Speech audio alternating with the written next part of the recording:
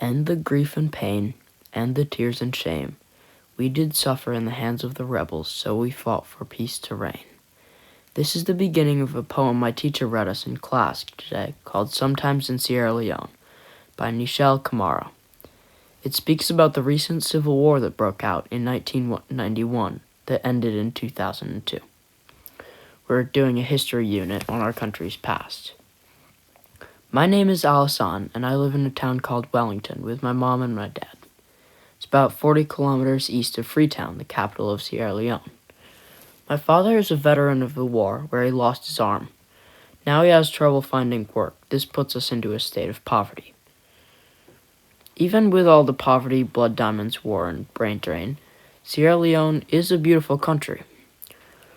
With 402 kilometers of coastline and much beautiful nature, my country is beginning to become more of a tourist destination. There are also some incredible national parks with diverse wildlife and gorgeous forests. Once with my family, I went on a trip to see Lofomano National Park. I loved every minute of it and want to go back there someday, once we can afford it. But how did we get here? Sierra Leone dates back to just after the American Revolution, when some slaves were freed in return for fighting the British. These people came to Paris, and then, after being denied work there, came to Africa. They settled here in Sierra Leone. In 1808, part of Sierra Leone was imperialized by Britain.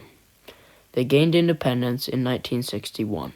Sierra Leone had some important resources, including diamonds that the British wanted. Blood diamond trafficking has always been a major issue in Sierra Leone. While that has always been a problem, it's not the only problem. Almost 3/4 of the population are living in poverty. In some places, there is also no clean drinking water.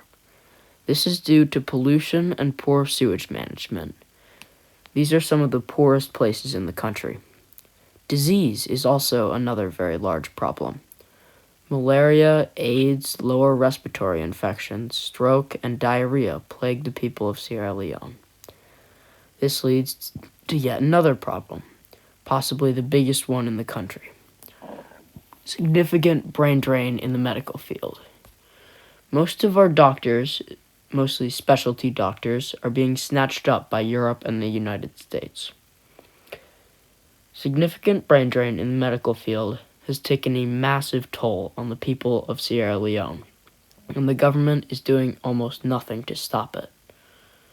While they have raised wages for medical workers, inflation has made it simply an equalizer for their pay.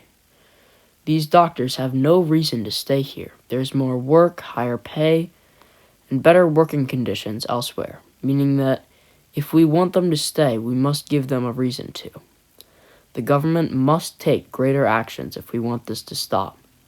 They need to give them higher pay, more of the necessary tools, and improved working conditions so that they can do well here in Sierra Leone.